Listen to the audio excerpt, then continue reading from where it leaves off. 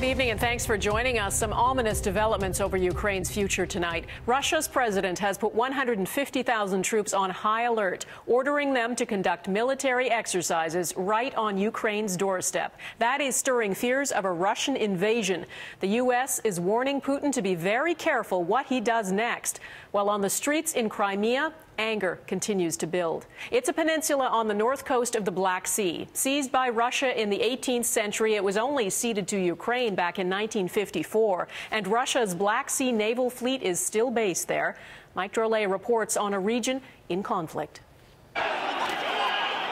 There was no way this was going to end well. Pro- and anti-Russian groups outside the Crimean parliament, waving flags, screaming, and ultimately coming to blows. What they couldn't resolve with bare knuckles, they fought with flames. In Kiev, the fighting has stopped, and the battle to control a country on the brink of bankruptcy has begun. They need a massive infusion of international money, leading the newly nominated prime minister to say, "We're on the brink of disaster, and this is a government of political suiciders, so welcome to hell." If Ukraine is hell, Crimea has the distinction of being the current hotspot. And here's why. Ethnic Russians make up about 58% of the population, Ukrainians 24%, and Crimean Tatars, who are pro-Ukraine, 12%. So to hear this is not uncommon. I hope that in the end Russia won't leave us here, she says. I don't want to be forced to speak Ukrainian. Adding to the tension, Russian President Vladimir Putin ordered a surprise military exercise of ground and air forces right on Ukraine's doorstep.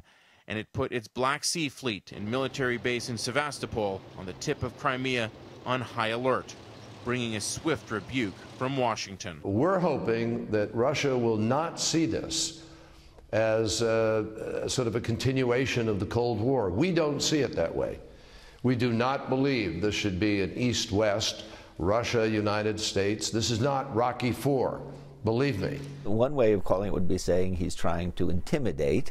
The other would be he's trying to influence. He is trying to show both the West and the Ukrainian government that he is still, and Russia is the dominant power in the region.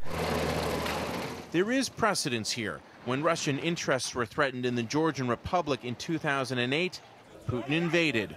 Considering he's referred to protesters in Kiev as terrorists and likened the removal of President Viktor Yanukovych to a Western-backed coup, it's understandable why the interim Ukraine government is moving quickly to strengthen ties with the EU. Mike Drolet, Global News. Canada's Foreign Affairs Minister arrives in Ukraine tomorrow. John Baird is leading a delegation of 4 prominent Ukrainian Canadians, a Conservative senator, and 2 Tory MPs. We'll be able to figure out exactly what we're going to be doing in collaboration with international partners as we go forward with the May 25th elections and supporting the transitional government, as well as show that we support the people of Ukraine and give legitimacy to the acting president and this transitional government.